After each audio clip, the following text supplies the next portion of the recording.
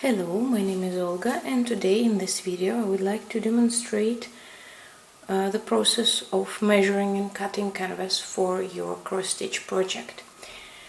This will be mostly used in situations where you purchased a pattern from the internet, mostly as a PDF file, and you only have a pattern. You don't have canvas or threads coming with it, so you have to buy your own canvas and your own threads. And sometimes it can be a bit tricky to get all the things together and to measure it correctly, so I would like to show a little bit of this process and things you need to take into account when working on it. As a sample pattern for this video, I'm using the pattern I have made myself. It is called Abingdon Road, after the image of talented artist Phil Maltz. I will put the link to his Instagram down below. He is famous for making watercolor sketches of houses in London, and I have asked for his permission to use this specific image, and I was using this image for pattern creation with the permission of the author. I finished this pattern at the end of last year, and I wanted to start working on it for a while now, so I decided to also make a video as a part of the process of working on this pattern. So for the video today I will need the pattern itself, of course. I will need my Aida canvas. I'm using the canvas of 14 count Aida. I will need my scissors, my fabric marker, my normal pen and a piece of paper for some calculations, and of course a measuring tape. I will also be using my phone for some calculations, but I will come to it a bit later. So let's put these materials aside for a while. We will come to them in a moment. And for now, let's have a look at the pattern I have.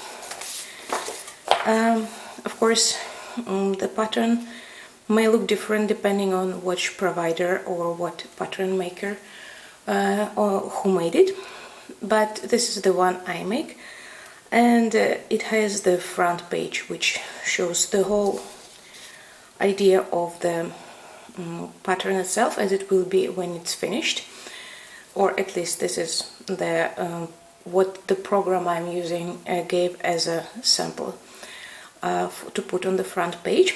And inside there are several pages with the pattern itself divided into few pages, so this whole image is divided into 6 pages: first, second, third, fourth, fifth and sixth. And also there will be a list of threads I will need to use for this pattern. So this is how the pattern itself looks like. It is black and white with backstitch and symbols. I also have a colored version of the same pattern, going with the same pattern, but I didn't print it out today. So those are the pages, and usually in most cases you will see somewhere in the last or front page you will see the total size of the pattern in stitches. For example, here it says that it is 88 by 187 stitches, and I also already give the measurements of the Aida canvas you may need. But let's pretend that you don't have this information and the only thing you have is the pattern itself, because sometimes this happens and you have to know how to deal with situations like this. So I will be putting front page and back pages aside for a while, and I will only be dealing with the pages where the pattern is. So I will need just 6 pages. So let's first have a look how the page with the pattern looks like generally. Of course, again, it depends on the provider, but this is what I prefer to make, and I think it makes it way easier to work with the pattern.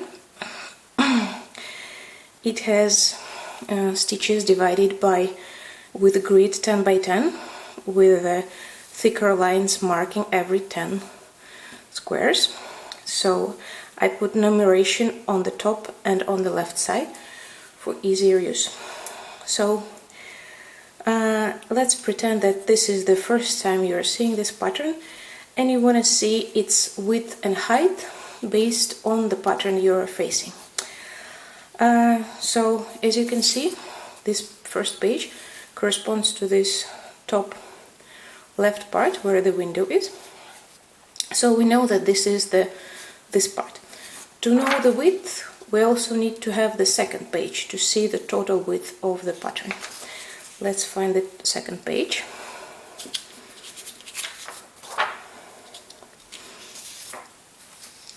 Here it is.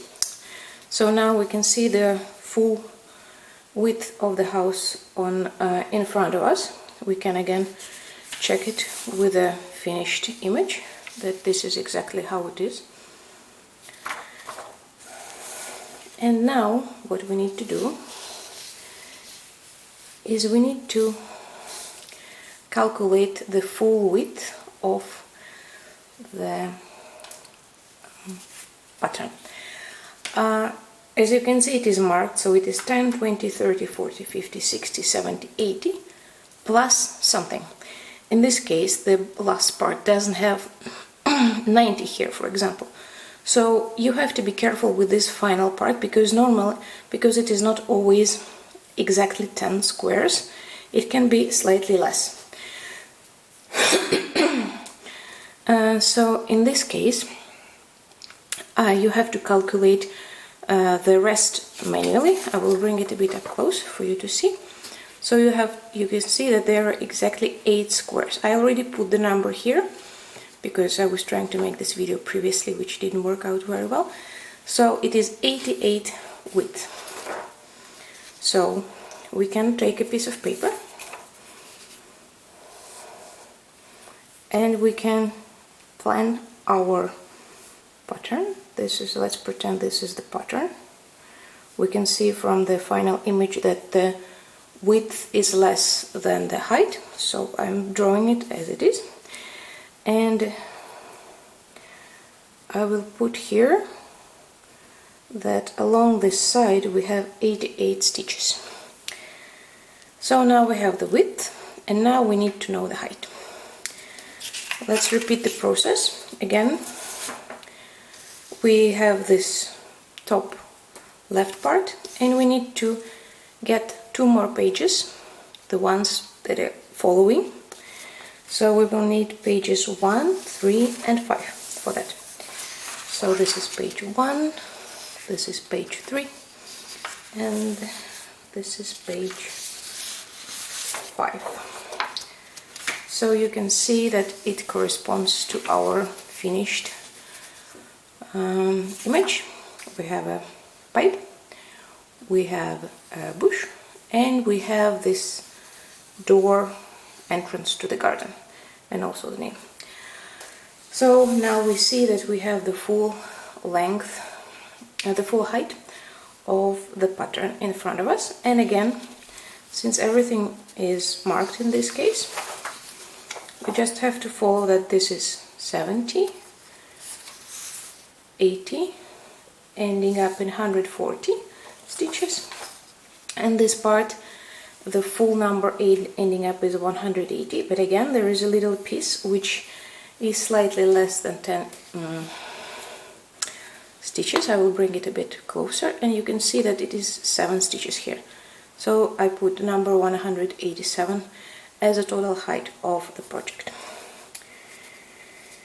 I'll put the pages back together so I will not mess them up later.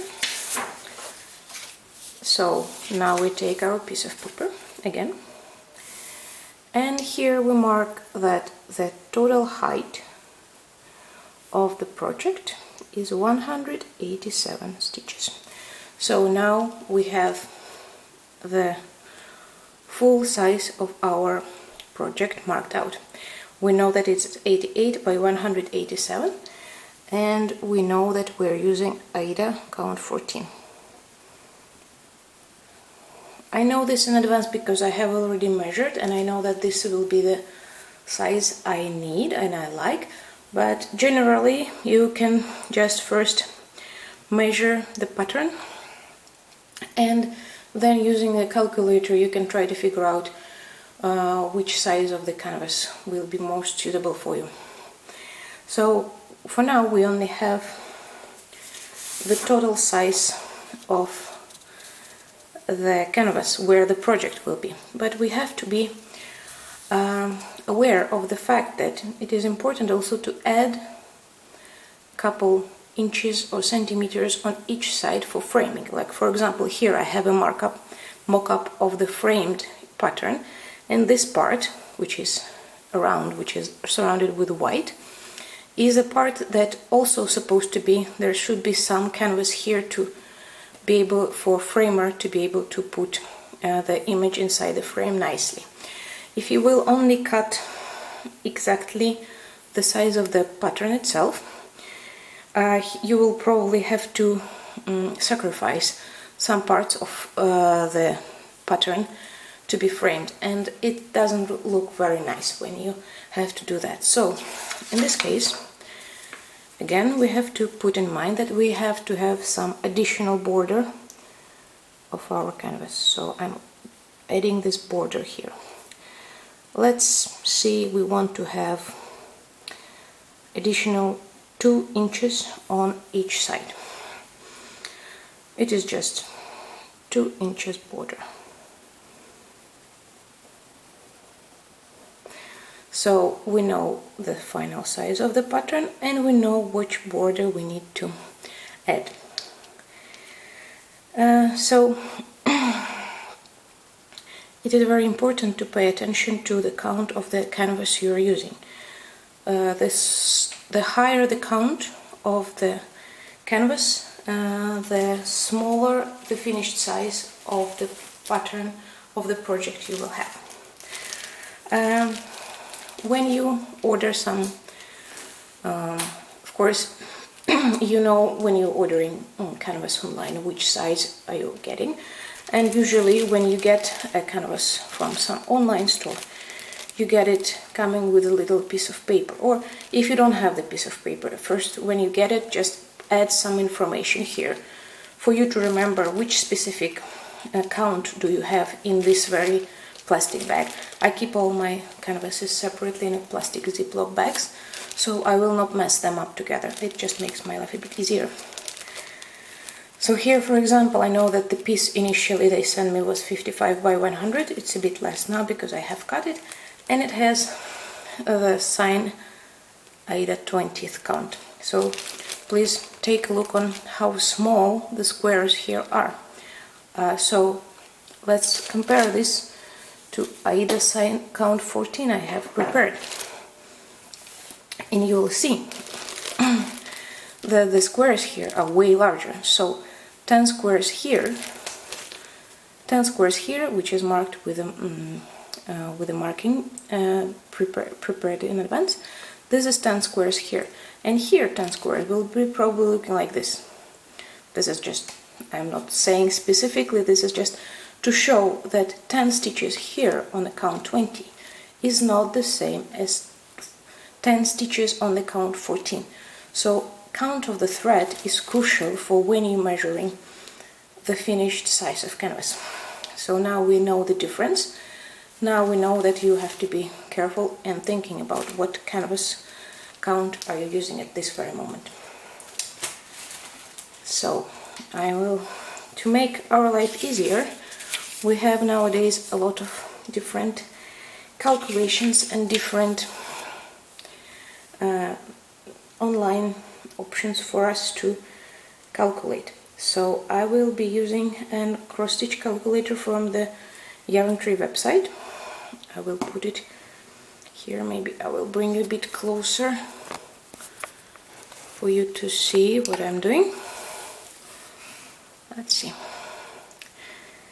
Maybe I will make my screen a bit brighter, and I will increase the size. I will put the link for this calculator down below for you to play around with, but in general what I'm going to do, I will be just following this table and I will be filling it in, and then I will press size, calculate size for me to see. So first line here is graft size, stitches wide by stitches high. So stitches wide we know already from the first measurement we made, which is 88. The second number we know as well, 187. Again, very important fabric count. In this case, we're using 14 as described below. So the next we're leaving empty. We're leaving with 1 because it is just for, you will be using 2 here for even wave, which is not what we're using at the moment. So extra fabric on each side for border 2 inches, extra fabric on each side for finishing 2 inches. So in this case they suggest to have 2 inches here and then additional 2 inches on the side. In this case I'm just gonna be using only first option, because here we have already border which is kind of included into the pattern, so I only need some image for some additional canvas for finishing. So I will remove the number here, I will not be using anything, I hope it will work, and then I will just press calculate size. So as you can see, it says the stitched area will be 66.1.4 by 3.8 inches. I will be using inches here, but I prefer centimeters, of course. And the fabric should be 10.5 inches wide by 17.5 inches height. So let's put this information in our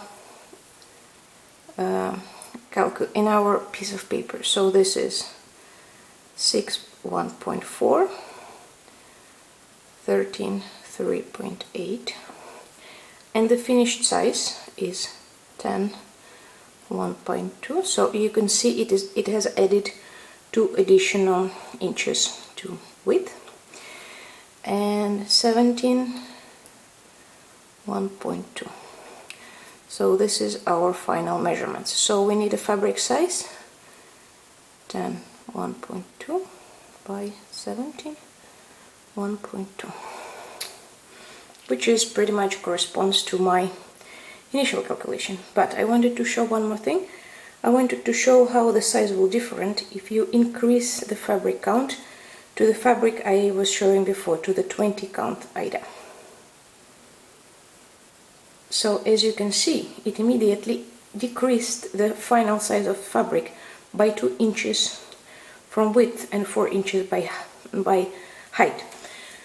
So if you would be using incorrect fabric count and you would be cutting it accordingly, you will end up with a way smaller piece of fabric that you may actually need for your project. So once again, this is very important. I will just return everything to 14 just to be sure.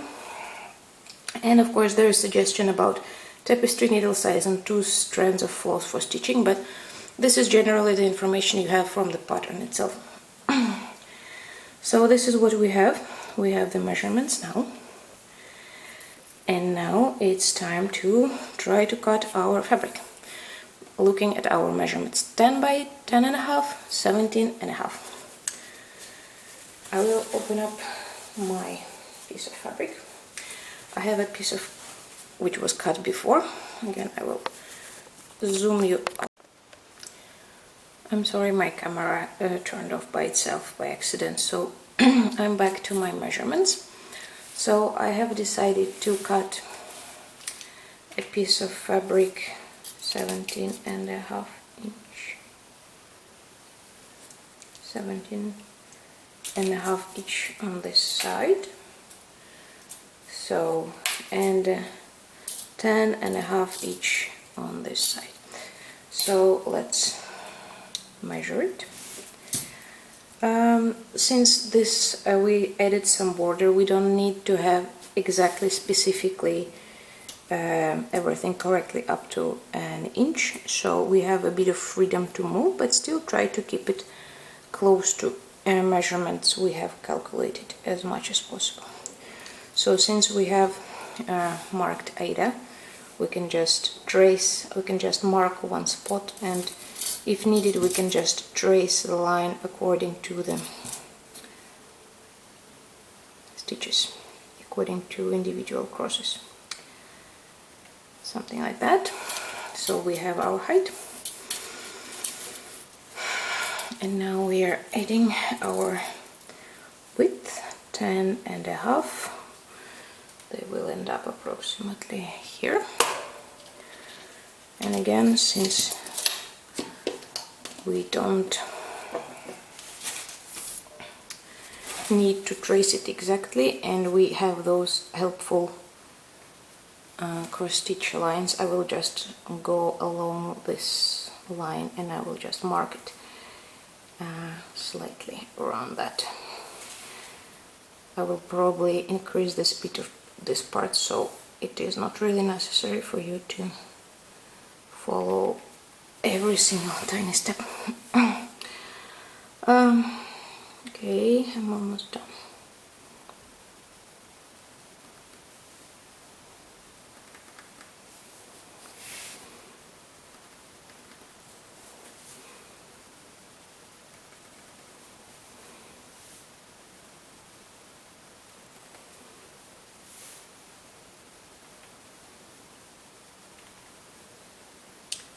And here is our corner, the one we need. As you can see, the piece looks pretty large now, but this is again because we have added additional borders. So without the border, as we know, the total width of the pattern will be here, and the total height of the pattern will be somewhere like this. So it doesn't cover the whole area, we still have some borders. So I will just check it one more time. I will check the height on two spots, on top and on the bottom, to be sure that the calculation, that I did not get out of my measurements for very much margin. And the same with height. Yeah, pretty much close enough. So I will start cutting the piece, and I will be back to you once I've done cutting it. Maybe I can start cutting on the camera for you to see how it is being done, but this is not really necessary. I'm sure you will be able to cut the canvas yourself.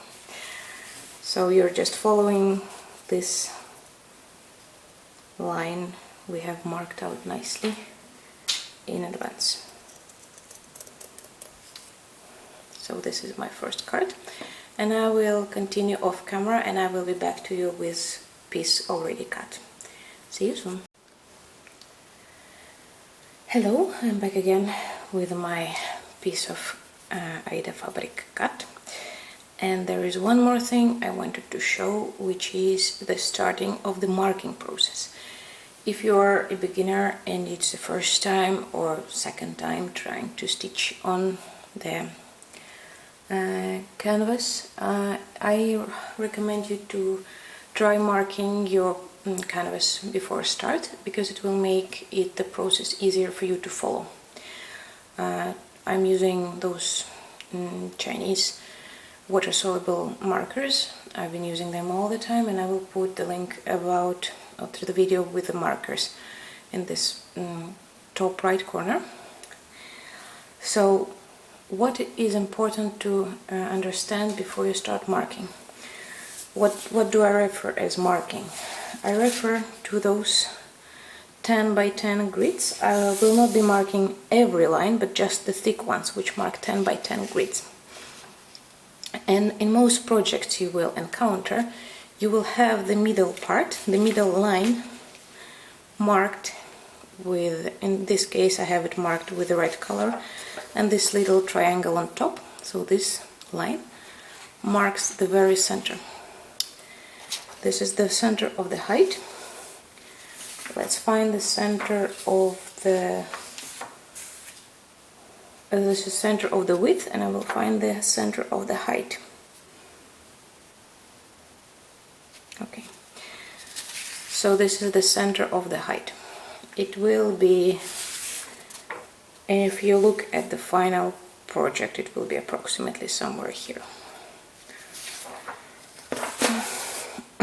So this is the middle line for the height, and if you look carefully in the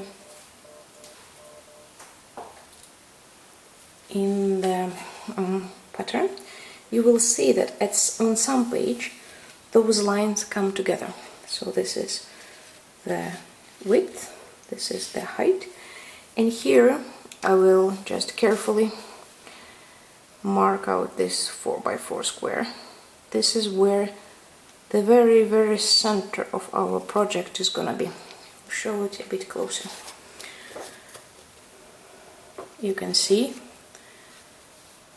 this one middle line, another middle line, they come together. This is the spot we need. So before you start marking, I recommend not to start marking from the very top. I recommend to go from the very middle, from the very central point, because from there you will be sure that you know the center and you can go easy in all the directions. If you will start just here and you mess up a bit on side or on height, you'll have again after that you'll have to move all the markings, either left, right, or top or bottom, which is not very convenient, and it's a bit frustrating when you have to do that. Believe me, I know. So we are looking at this very middle spot, and logically the middle spot of the pattern will be the middle spot of our canvas. So how do we find the middle spot of canvas? This is a very simple thing to do. You fold our canvas height-wise, match the corners, fold it like this. That's like a bit of origami here for you. And then we fold it again widthwise. So we're keeping the corners tightly together, and here is the very center of the project you will get. This is the very center of our current piece of canvas. So the only thing I'm gonna do, I will just find the cross, which is as close to the center as possible, and then I will open the canvas again, and I will bring you up closer a bit again. So as you can see, maybe I messed up a bit by one tiny bit, but here it is. This is, I will be considering the very center of my pattern, of my project. So we found this very line, this very spot. Now it is important to understand that in some cases the middle spot will be coming up exactly at the crossings of 10 by 10 squares. In this case it's a bit easier for you, but in some cases the middle line is not in any visible crossroad of 10 by 10. It is just in the area of 1 10 by 10 square. So we know this middle line, this middle spot, and now we know that this middle spot is 3 stitches below the closest dividing line. So to get, we need to do exactly what we see here on our pattern, on our fabric. I will show how it's done. So this is our line, and I'm counting 1 2 3. So this will be the line. You can also mark the middle line on the pattern, it's on the project itself, it's up to you. So I'm out of memory for now. I will have to be back to you in a moment. Hello again, I'm back. So let's continue. As I have said before, we have found the mark, we have marked the middle line, middle spot. Then we have found this line which goes a bit above. And now we need to also mark the line that goes on the side. So 1, 2, 3, 4. So we need to count 4 stitches from the middle spot to get this line. Let's go back to it.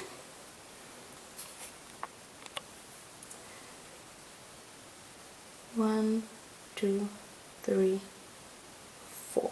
So this is the line. And so now on the crossings of those lines we make another cross like this. So this will be corresponding to this very corner. This is the corner we have just marked. So from here you have to repeat the process again to count to the end of this square 10 by 10. Let's continue with this one. So from the middle spot we need to count 1, 2, 3, 4, 5, 6, 6 on the right.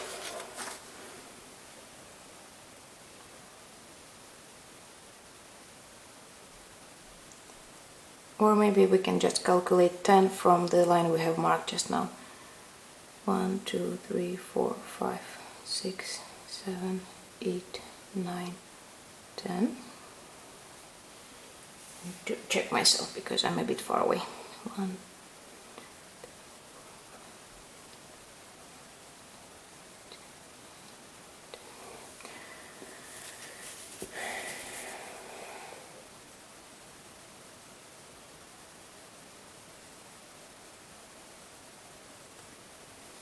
yeah, I made a mistake first time counting it from the distance, so this is the correct one. And we are counting 10 to the bottom from this line we have marked before. 1, 2, 3, 4, 6, 7, 8. So this is the first 10 by 10 square we have just marked out. I'm marking all the sides. Okay, so we have it. And from here, this is the square we have marked out just now. This is the one which holds the middle point.